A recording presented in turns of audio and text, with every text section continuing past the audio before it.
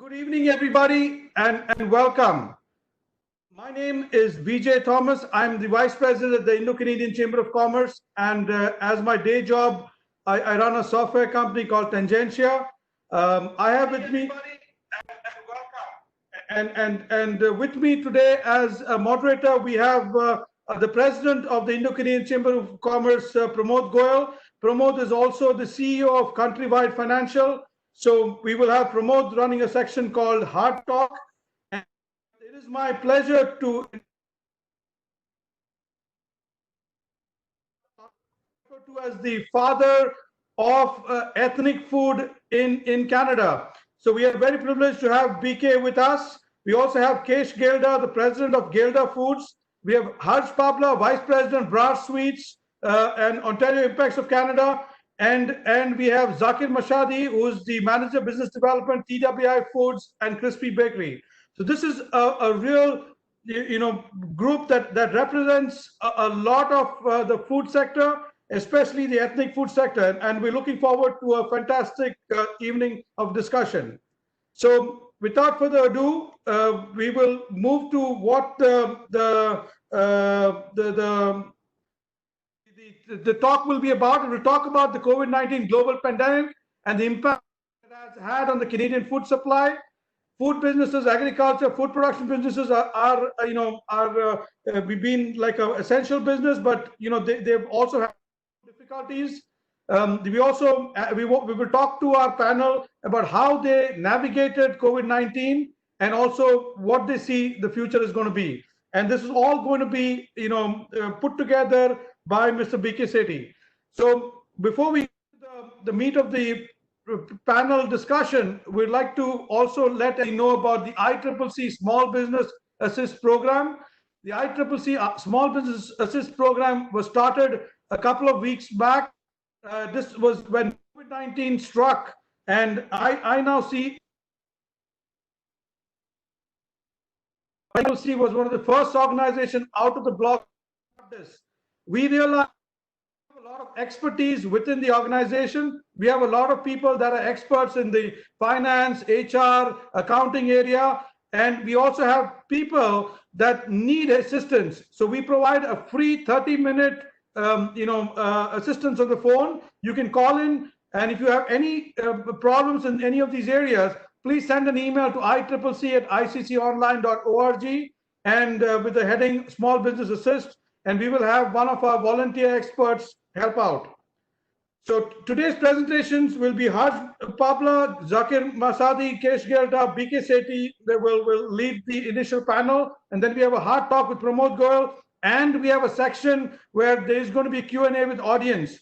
So those of you who are watching us, please send us your question in the comment section, and we will try to take as many of them as possible. And before we go, we would like to just read a quick disclaimer. It says that the information provided, webinars are conducted by ICCC for general information, does not constitute legal or professional advice. And there's a bunch of things there. The last part I think is more important. Speakers are their own personal opinion, position or policy of ICCC. Now, with that done out of the way, I will hand it over to Mr. BK Sethi. BK sir, over to you, and we can have the panel get started. BK sir, I think you're on mute. Yeah.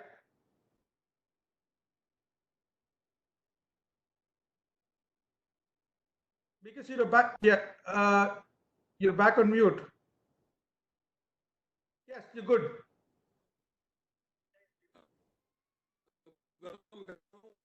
We know Canadian food sector, including producers, importers, distributors, food service and restaurant retailers, all have been to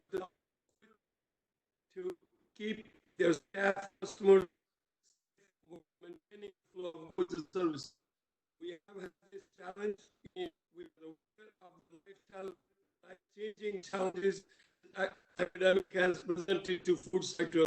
And to discuss all this, we have a distinguished panel from the industry, from different all four sectors. And they have been introduced, Mr. Pabla, Harj Pabla, the Vice President of Foods and Sweets, President of Foods, and business development at I will be representing and giving my thoughts on the retail sector, which I have collected speaking to the major retailers. Yeah, I will start my first question. The question is, what is the main challenge, biggest challenge did you have to face in your business presented by COVID-19? I will start with Zakir. What was the biggest challenge? Sure. I think that the biggest challenge was adjusting very quickly to the changes in both the work environment to ensure the safety of our employees, which is of the most significant importance. And then the secondary challenge for us was understanding and forecasting the changes in demand. So to address the first challenge, we were pretty proactive early in the game. So when we first started hearing about news of the pandemic, we placed orders for PPE that was part of our standard protocols, but we bulked up on those. So we were able to maintain all of the necessary safety precautions. We put in our manufacturing facilities, plexiglass to separate the workers. Air lines that were automated already were given a higher priority. Lines that were higher in labor, we reduced the production on those. And then what we found was that a lot of our customers are B2B customers, they're retailers. So they had to adjust in very much the same way, which is basically just guessing as to what their level of supply requirement is. So when we would fulfill orders, we would suddenly get very short lead times with very high quantities. And when you're balancing a workforce that you're trying to keep safe with a ramped up production, it creates a lot of challenges. And then you have the compound of supply chain being kind of pressured. So the way that we managed all of it is we held more realistic expectations and held our customers to that standard, that instead of bulking up and risking shortages, let's be realistic about which items are going to be essential and which items you may be risking overstocking on. By having those conversations, a lot of our customers were very respectful and grateful that we had that chat, because instead of diving in and over ordering and risking having a lot of shrinkage and waste, we were able to work with them, and that has had a long-term benefit in the relationship. So that's one way in which we were able to kind of balance the big jump and lift initially and kind of translate that into a longer term objective and relationship. I know most of us and all of us have this. But you guys, can you what the biggest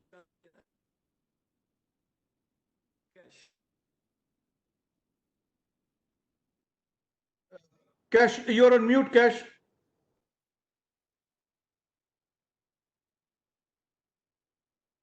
Hear me? Yes. You can hear me, Vijay? Cash. What's the question, Vijay? Cash. We were asking what was your biggest challenge you faced when the COVID-19 came up in this agenda? I didn't hear your question, BK. It's a little bit louder, please. Sorry. Cash, can you hear me? Yeah, a little bit louder. Yeah, go ahead. The question is, what was your biggest challenge? Biggest challenge you had to face to impact of COVID-19?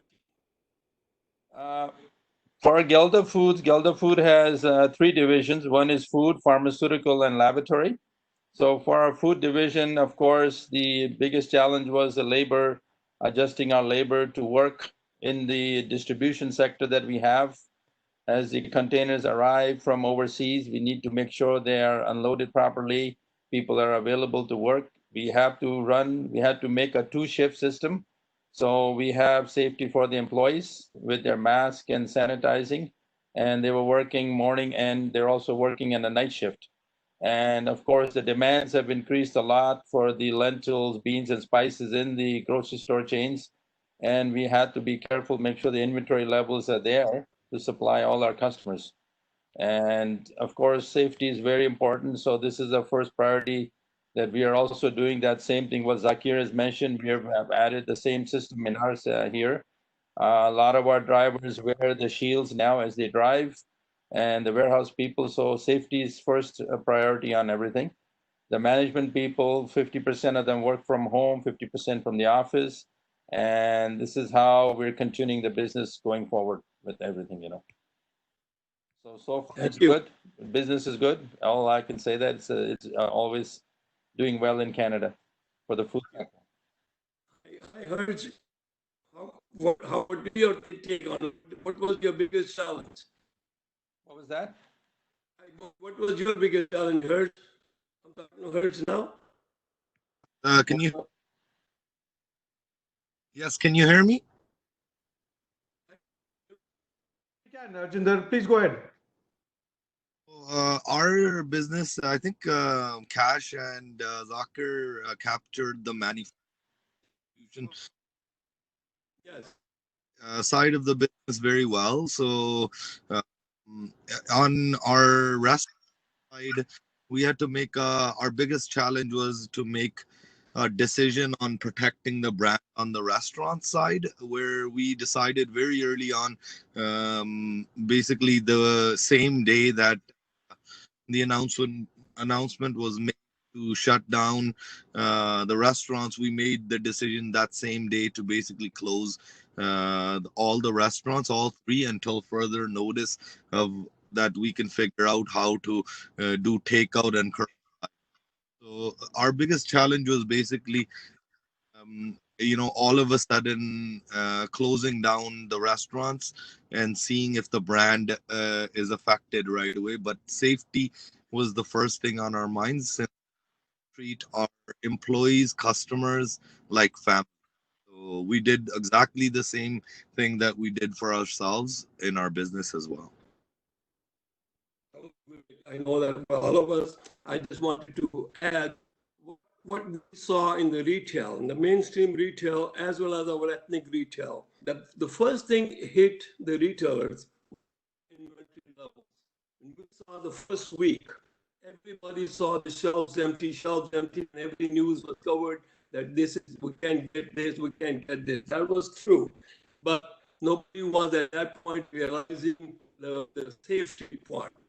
And when the COVID-19 hit a little harder and people got reported sick or positive, then the retail sector also took steps, which were very, very good and very quick, like putting in the limit of people walking into the stores and putting plexiglass to protect their employees. The safety precautions were taken very quickly. And now they were giving special hours for the seniors. So I think retail sector has taken steps very, very quickly and very, very good. Although there were some cases in the retail sector, but I think they are limiting the supply. I mean, the customers buying goods always, and also make sure that the inventory levels are to supply the demand for the current customers. I think the biggest challenge retailers faced was the safety part, safety of their employees because they are the front line, as well as safety of the customers. Also, the inventory level was also very, very important. So I think that's where we had seen in the retail taking step forward. I think we have also seen in the retail the social distancing and also forcing the consumers, even the shoppers, come in 5 or 10 at a time and maintaining the social distance as well as protecting themselves with masks and others. So that is what basically we saw in the retail, and I think you guys have the same thing. What the next question I have from let's say Kesh, how do you see the situation of your supplies in terms of, because you do most of the imports, you manage that? You see that you're getting the delays, and how do you manage that? What was that? BK, I didn't hear you. Yeah, my question was that your supply, you get most of the goods from abroad, and your inventory level, what kind of problem do you foresee? We did face a lot of problems with the containers coming from the Bombay port. And there's up to 2 to 3 weeks delays. And of course, from Montreal port, the same thing. We had to project the inventories way in advance. I was planning my inventory 3 to 4 months in advance and hopefully to keep enough inventory. But due to large sales in March and April, our inventory levels are low and we are out of many SKUs now. 30% of our inventory is out of stock right now from India because the companies in India are not shipping. And we are facing a lot of delays. In turn, we have a COVID-19 meeting with our supermarket chain once a week to update them. All the shortages are coming in, the price changes, the change in dollar, the change in expenses from India. Even the factories, they are running, but they don't have labor to run the factories in India, which in turn is causing a lot of problems for us. We do see a lot of food shortages happening, especially in our sector here. And I think that will affect, eventually will cause price increases to go up 15 to 20% in the market. And message has been conveyed to the major chains here. We have to do what we have available, and you have to be smart to distribute to everybody. If a store goes ahead and orders large quantities, we have to divide it up so everybody's looked after. And this is one of the bigger challenge we have right now of supply and demand. And demand is up because people are eating home, they're cooking at home, so the home grocery shopping is going up, or home deliveries are going up a lot. And as you know, restaurant is completely down, as Harj just said. So a lot of people are eating home, which is a good thing. So we are selling a lot of lentils, beans, spices, rice. This is the major commodities that everybody's buying right now and stocking up. That's great. That's great. I know that the reason I brought this question is because this is going to be impacting, and also our retailers, especially major retailers, will understand the problems we are facing. So I'll come back to Zakir.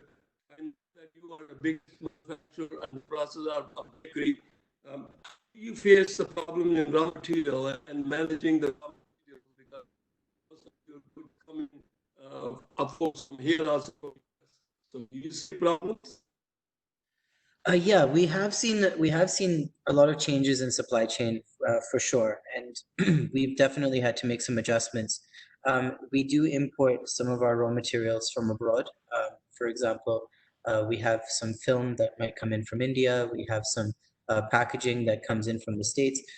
With regards to a lot of the items that come from India, for example, those we've had to find alternate suppliers for, because when they're manufacturing slowed down, for example, on the film, then so did the lead times, and without certain types of films, it becomes very difficult to produce those items. So we actually had to scramble to find some local suppliers, and I think that that's one of the, I guess, long-term impacts that we might see from this situation, and especially after speaking to other manufacturers, is that there's been over the last several years a large globalization in procurement, where they are looking outwards for the cheapest option. Sometimes you accommodate the lead times by having much more cost-effective pricing, but that comes at the risk of losing supply chain in situations that are unforeseen, such as this. So a lot of businesses are looking more locally especially for items that are extremely critical for their manufacturing processes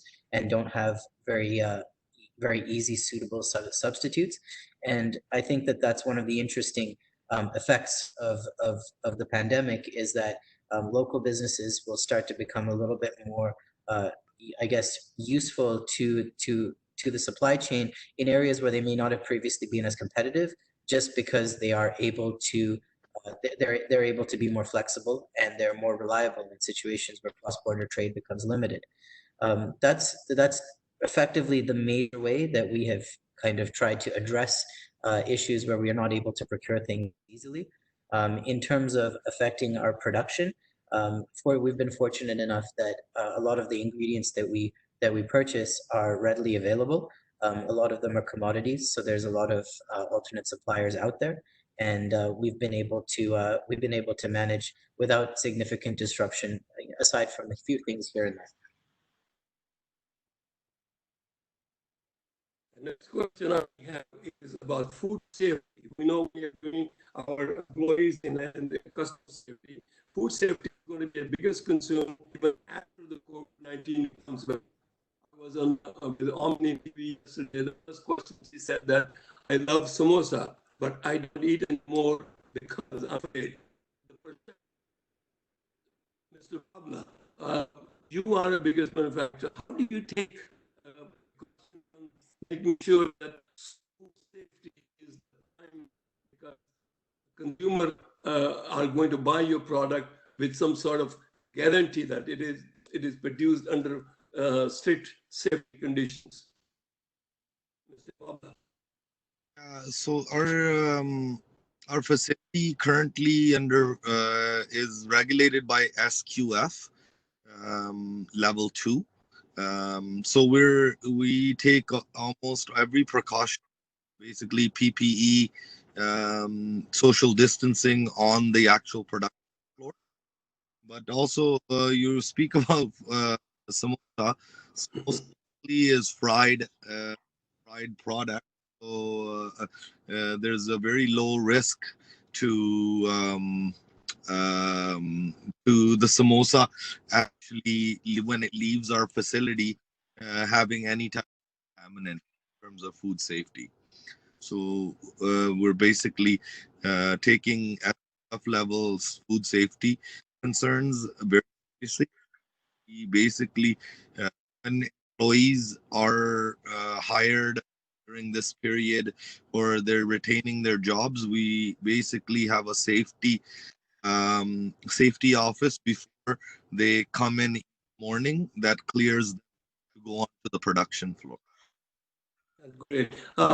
Next question is, I think it's in everybody's mind.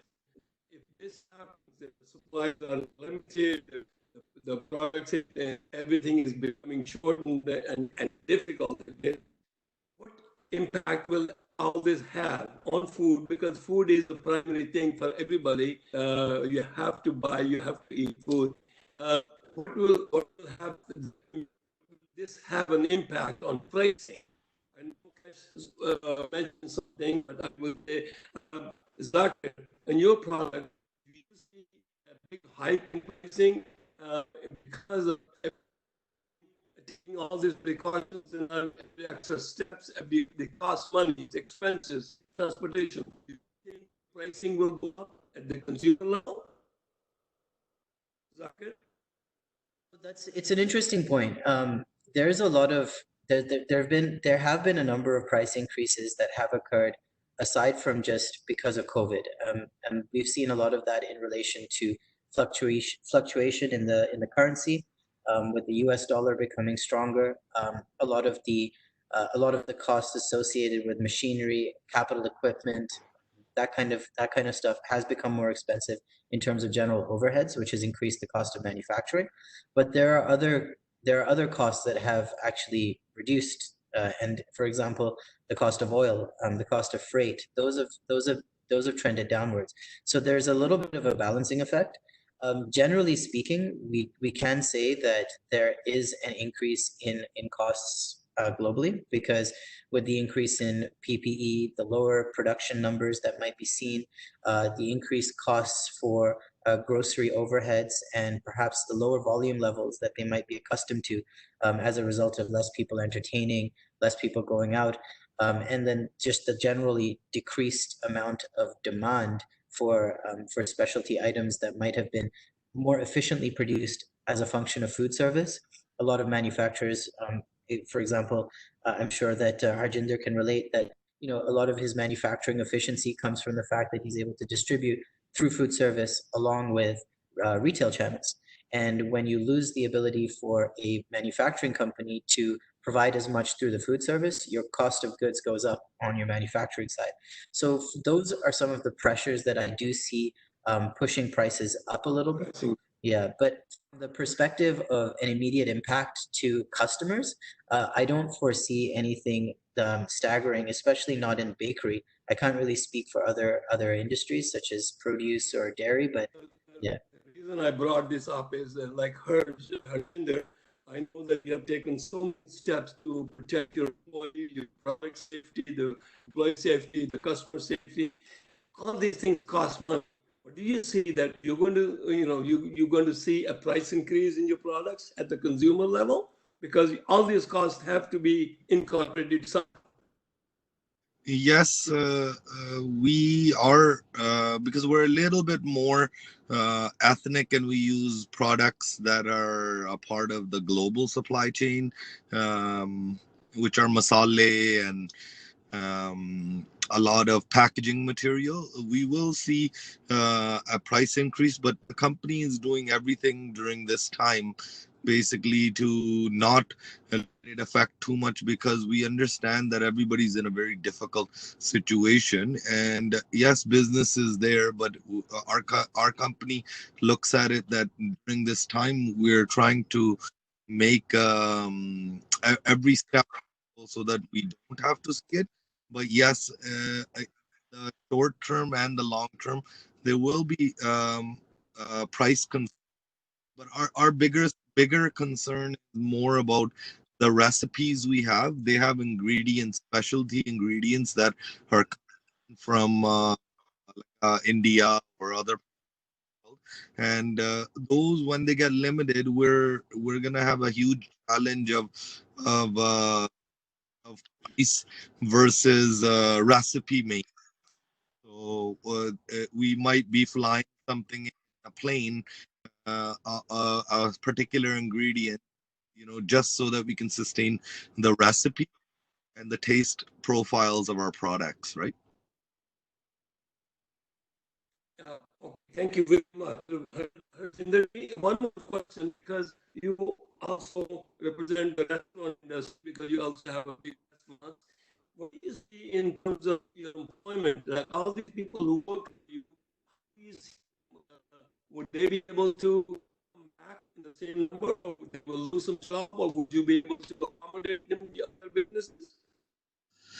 I think the employees during this time are very cooperative, ones that they get past the effects of and the scares of COVID.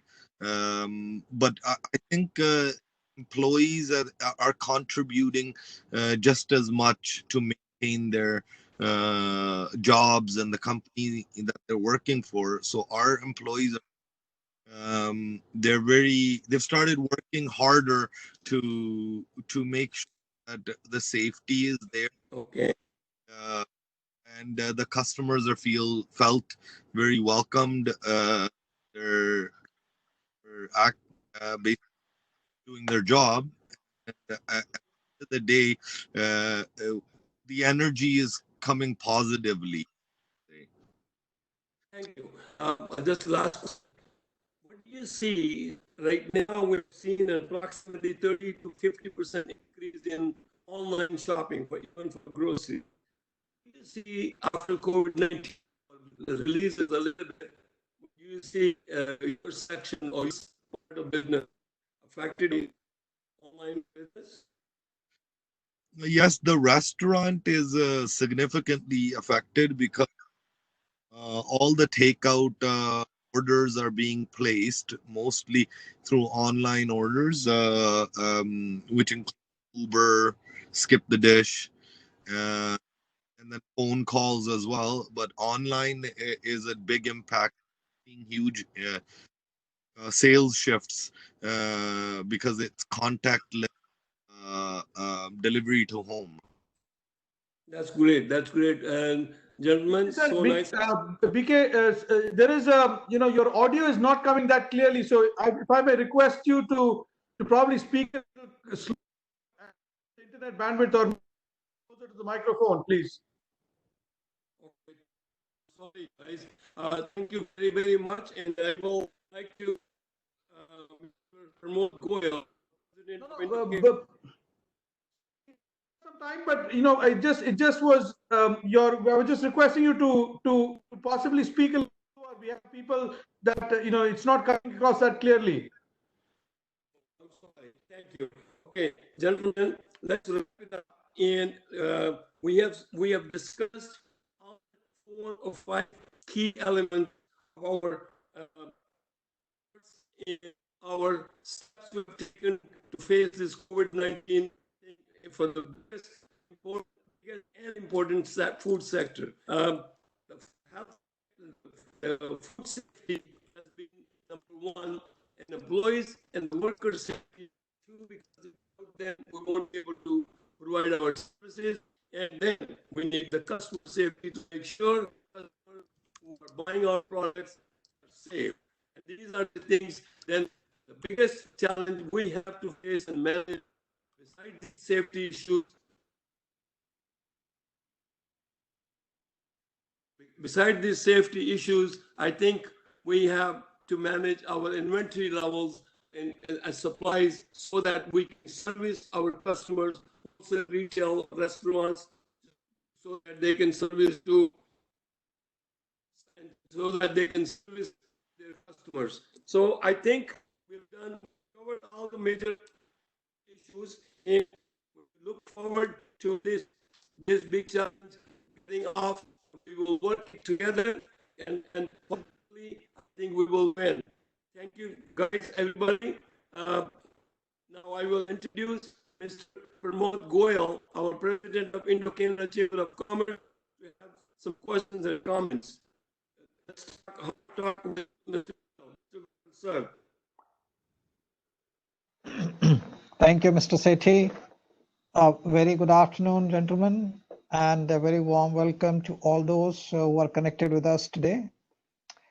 We had an interesting discussion about the supply chain and the distribution disruption that we have seen in sectors. And especially when we talk about the imports of some of the food material, especially ethnic food that we see largely for our Indo-Canadian community. We see that there has been some concerns. Even some of the countries have taken some extreme measures of ensuring that the produce that they have is sufficient enough for their own domestic consumption, and fearing that the lockdown or the disruption could be a little longer than what was anticipated earlier. Certain countries have taken steps to stop exports. Like, for example, Vietnam, which is the world's third largest exporter of rice, has temporarily suspended exports. There are concerns, rumors that maybe Myanmar and India might follow the suit. Kazakhstan, another world's biggest shipper of wheat flour, also banned that export along with some others. Facebook has stopped working. It's just looping. And we see several other countries, taking some steps. So that might be the case. I would address this to Cash. Since you are one of the key food industry importer and distributor, what do you foresee? I mean, again, I heard you mentioning that there has been some disruption because of the COVID-19 pandemic. Temporarily, yes, that has been the challenge, but based on the information that countries might put some ban on some of the product categories in general. So what do you think it will have, what kind of impact it would have, and especially for your business as an importer and distributor? Have you taken enough precautions? Yeah. Thank you, Mr. Goyal. We are experiencing quite a bit of shortages in rice and beans right now coming from India. Containers, the problem the factories are facing is they do not have labor to pack the products. And the other problem they're having is the packing material is not coming in time. The factories who are producing the bags for the rice is not happening, which in turn is creating delays of containers. There is a huge backlog of containers in the Bombay port, over 50,000 containers, and they're working with a skeleton staff of 30%. and our containers are actually sitting there for 2 to 3 weeks. And again, that in turn is creating shortages for us coming here. Our big volume is, of course, as you know, is rice, lentil, beans, and flour, the main commodities. We are agent to Pillsbury Atta, and my 6 containers are still sitting in Bombay port for the last 3 weeks. So this is a type of information that eventually is going to affect the market. Our supplies are getting reduced a lot, and we're doing everything possible here to, procure products from other sources, from local supplies we're working on, that we can compensate the supplies from other areas. We compensated some supplies from Pakistan, that whatever they could ship from other countries. We have issues from Thailand getting our Thai rice coming here in time also, because they're also experiencing the same thing of COVID-19. So overall, India itself is in all sectors is slowed down. The supplies are coming less, and I see there will be a shortage for supplier importers like me. It's going to impact everybody. But people are switching to what is available. They're switching their eating habits. They're maybe buying more made in Canada, which is nice to see. Maybe eating more at home, more vegetables, and maybe looking at other foods. I see our Desi people not just buying Desi products, but they're going after Italian food or whatever is available on the shelf now. The shelves are empty, and they have to change some of the eating habits a little bit, and you have to be creative. And this is what our community is known for. But locally produced product, the factories are running full speed, and they're doing very well. As Zakir himself has said, that the demands are very high from US and other countries now, as home buying is increased a lot, since we're not going out to restaurants. So home cooked meals is, of course, better, healthier for you. It's a healthier concept coming up. People are looking for more organic products now. I see that there will be a growth of organic things as healthy eating comes along for all of us. But we are watching, we are planning ahead. I think we have to do more future planning. We used to plan 3 months in advance, but it's more like 4 to 6 months now because of the delays and if there's another outbreak of COVID-19 or second wave comes in, then you can see very serious problems worldwide. You can already see what has happened to Brazil and to Russia. The numbers have increased out of control now. India numbers are also increasing. So I think the pandemic is still here. People think as the warm weather comes in that they are free to run everywhere, but it's not true. You've seen it on the news here that in the parks that people were running freely, and which is not a right thing to do. But hopefully, people understand this thing and go after more safety for themselves and families first. And I think a lot of people eating habits have changed. The people I find a lot of families are eating less meals. They're probably saying, I'm not working hard, I'm not going to gym, I'm not working in the factories, whatever. So my food consumption is also in home has gone down. So I'm down to 1 meal a day, maybe making me healthier now. So that's my comment on it. Okay. I hope the world is doing Good. this. Yeah. No, definitely. My brother As we Arvind. see. Arvind just joined us. Hi. So, as we discuss, we discuss about the export bans or delivery challenges. And we also had a couple of you mentioning about shifting to locally produced or sourced goods.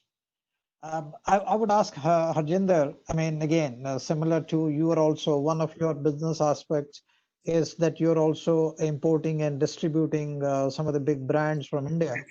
And so now, yes, because of whatever reason, the shift is towards locally sourced products, whether it is raw material or finished products and, staple food.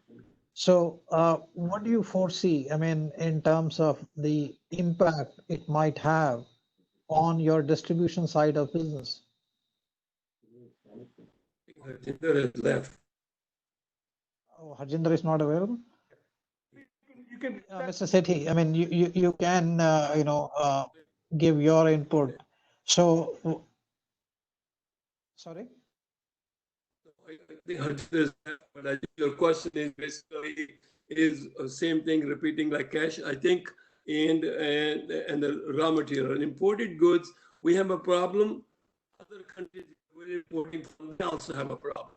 So it is we have not only the raw material and the products, we also have the transportation and the logistics problems, and then manpower problems. So these are the things. I was just the other one. The farmers who are growing corn in the restaurant, which is 30% of their business, are closed. Now, they do not have an outlet for those products. Now they are in a dilemma. Should they produce or should they put seeds for the next year? What will be the future? So it is a big dilemma for all everybody, agriculture and the food industry. So the logistics, the raw material and manpower, all these factors are to affect. I think people have to adjust and they will adjust. But hopefully this does not last very long.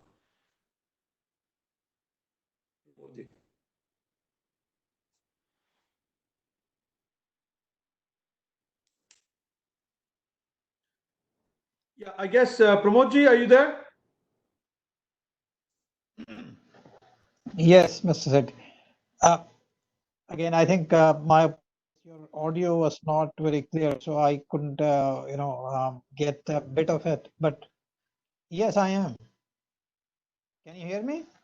Yeah, Yeah, go ahead, Pramodji. Can you hear me? Yes. Hear me, Vijay? Yes. Okay, sorry. I think I'll ask Zakir. I think Harjinder I couldn't see. So Zakir, we talked about weakening of the Canadian dollar and comparatively the cost of input material, the raw material, and other supplies going up and affecting. But on the counterbalance, you also mentioned oil prices going down, so which would have offset some of the increased cost.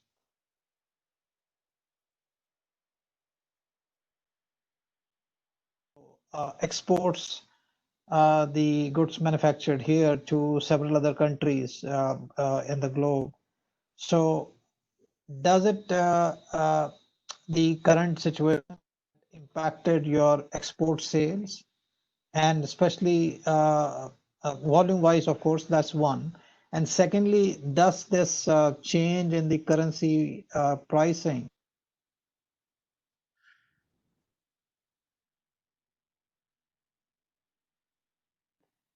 because of this to your export market?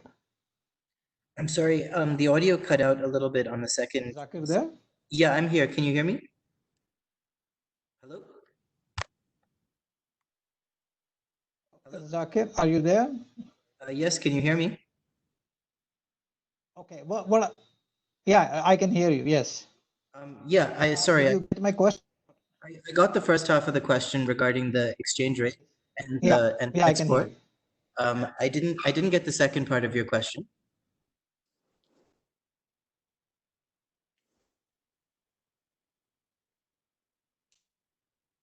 Bandwidth issues all around. Since your company is into exports and you export to quite a few countries, so does this currency weakening the Canadian dollar has any impact on? I think it is all around that. That is what it looks like. Everybody is showing having some challenge at their own end on the bandwidth. Yeah, so let me answer that question to the best of what I could understand, and let me know if it's difficult to hear me. But from the perspective of volume changes and the currency having an impact, yes, absolutely. This has had an impact on our sales, especially to the United States. As a Canadian supplier, getting paid in U.S. dollars, for us, there's nothing wrong with that. It's to our advantage, in fact, that we are getting paid in U.S. dollars, and the increase in sales to the U.S. has been beneficial to us. Interestingly, we have found that more U.S. customers do want to buy Canadian goods because they do have the currency advantage. So that has the joint impact of benefiting our sales to the U.S. As far as, we used to supply as far as Dubai, and we still supply to the UK and to Germany, and those are areas where we have seen a little bit less volume, mainly because the challenges associated with challenging, especially in the UK, and also Australia has become more restrictive in their imports. And in terms of currency impact, I think what we're lucky for, being in Canada, is that a lot of the raw materials and packaging materials are available locally, so we don't have to purchase in US dollars. The fact that there are some items, of course, that are unavoidable, but for the most part, commodities such as flour, sugar, shortenings and fats, or even film cartons, all of those are available in Canada. So we are still competing on a level playing field as far as other Canadian companies, and even maybe slightly at an advantage as compared to US companies. So to answer the question, I guess quickly is and briefly, is that there is an advantage at the moment in selling to the US. We have seen an increase in that volume. The degree to which we expect that to continue, that's difficult for us to forecast, but we don't anticipate any major changes in our pricing structure as a result.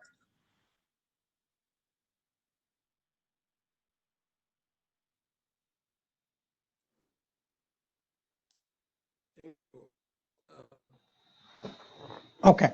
Yeah, no, very well. Mr. Sethi,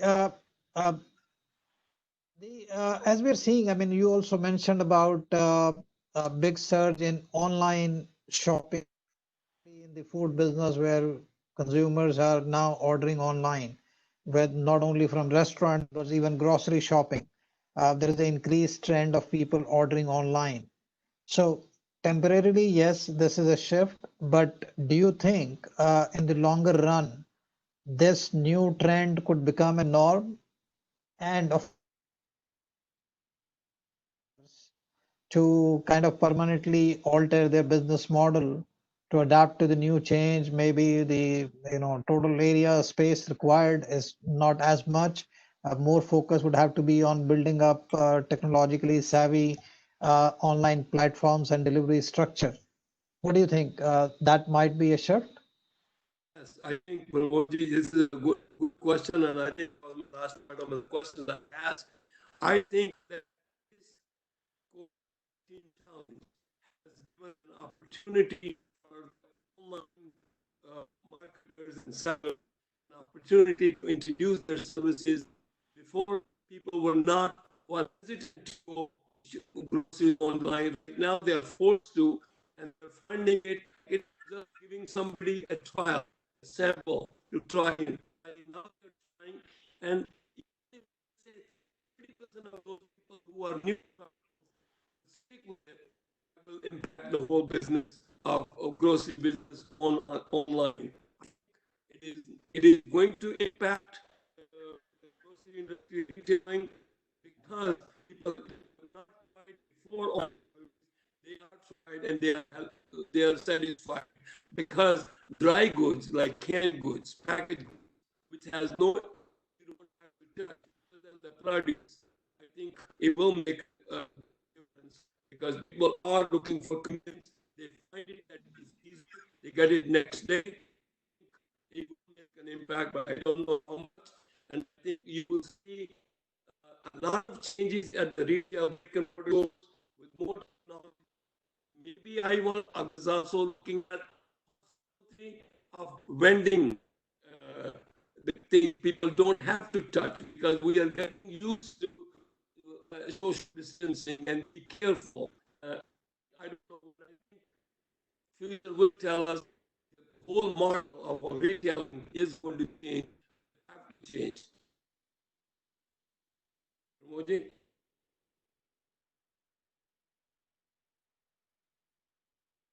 Pramodji, can I give a comment on this?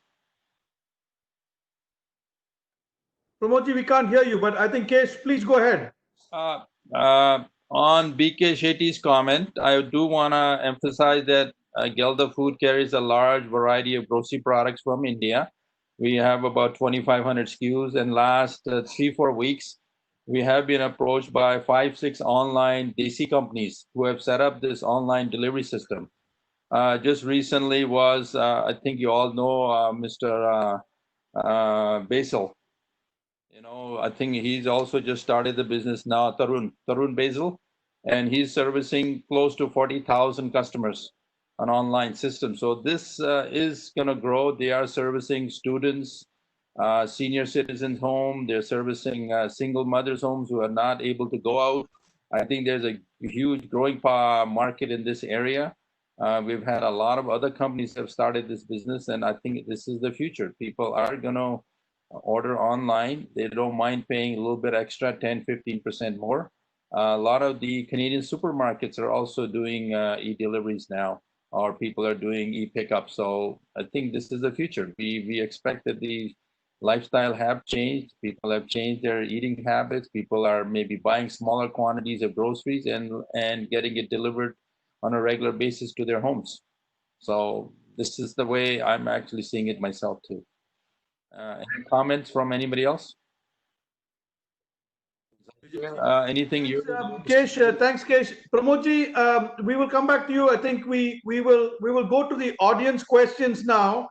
The audience questions, we have a couple of audience questions. So I think the first question, I think this is a very simple question. It says, among all the items, and this may be Kesh, you can take this one. Among everything that you sell, what was the item that was most in demand during COVID-19? Which SKU did you sell the most?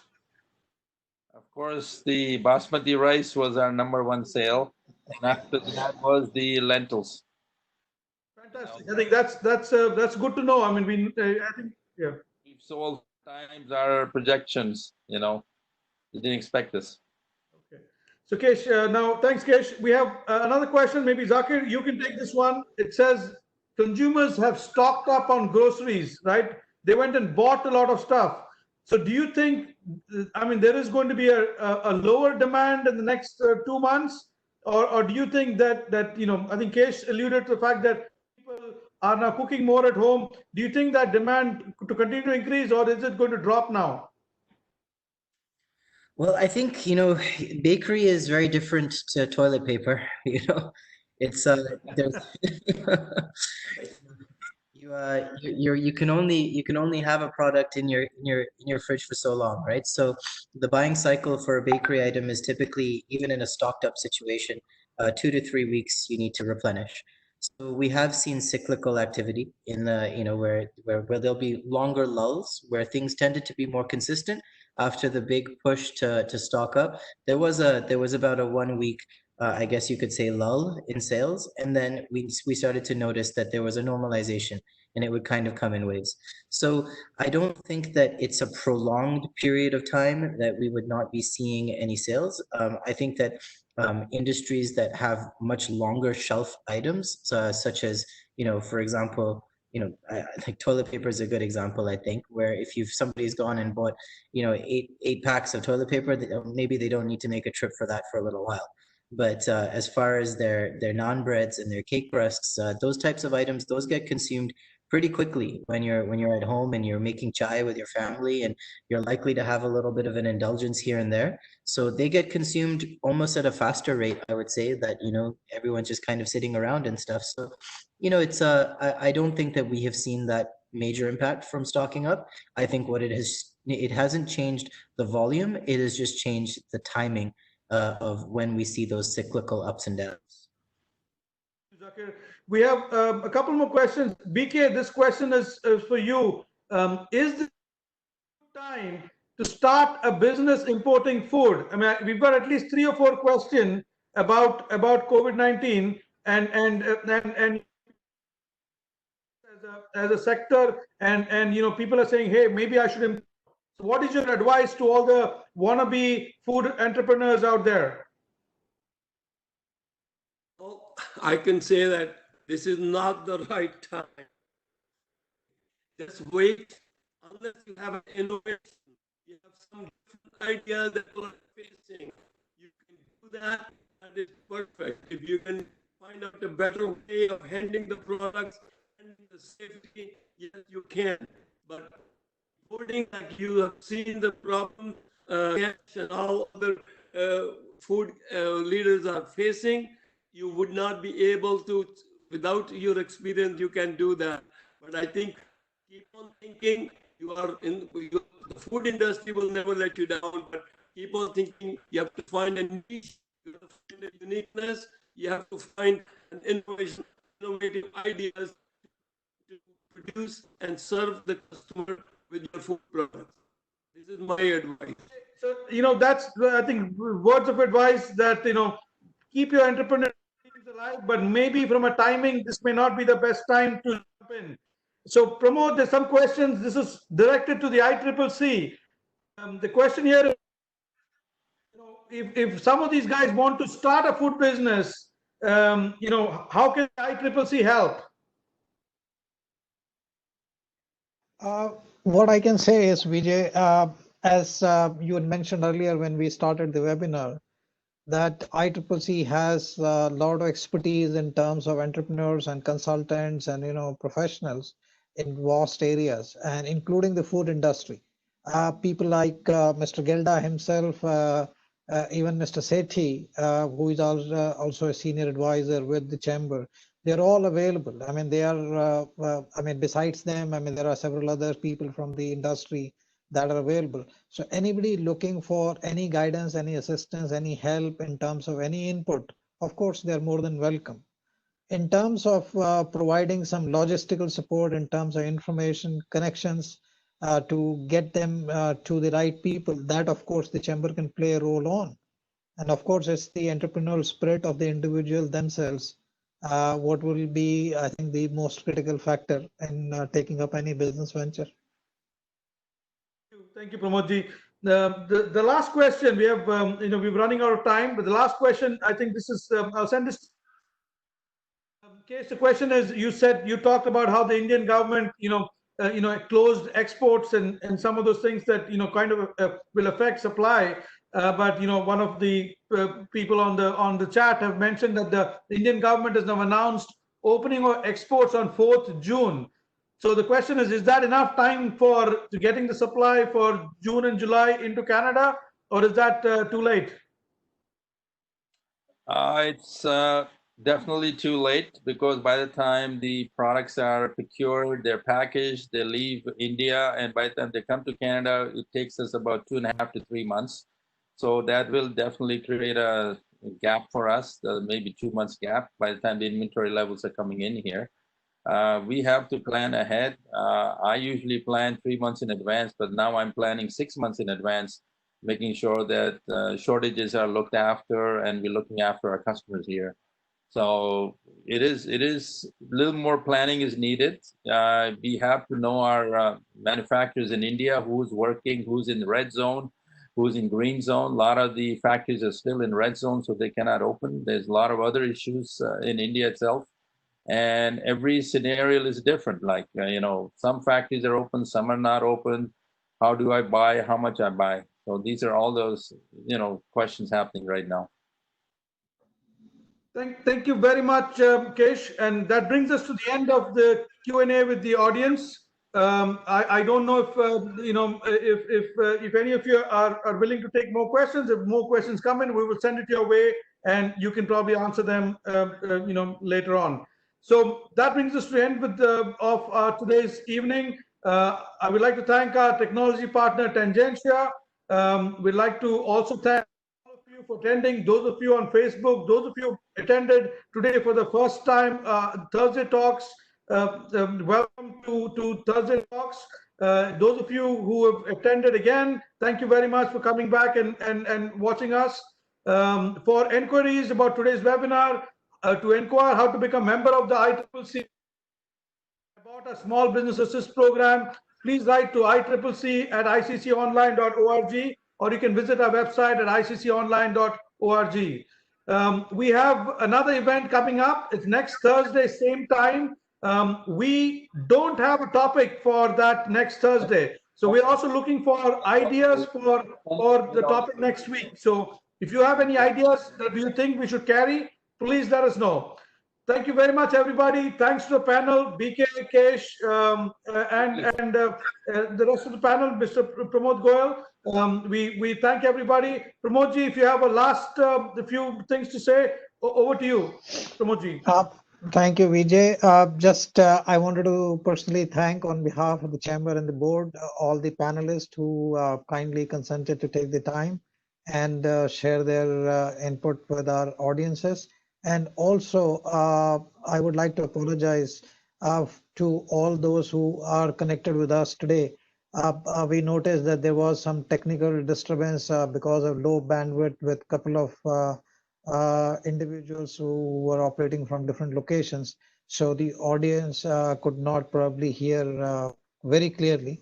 So apologies for that, but that is something beyond our control. So have a good afternoon and wish you good luck. All stay safe. Thank you. Yeah, thanks, Pramod. And then one last one. We just realized we have a big event tomorrow.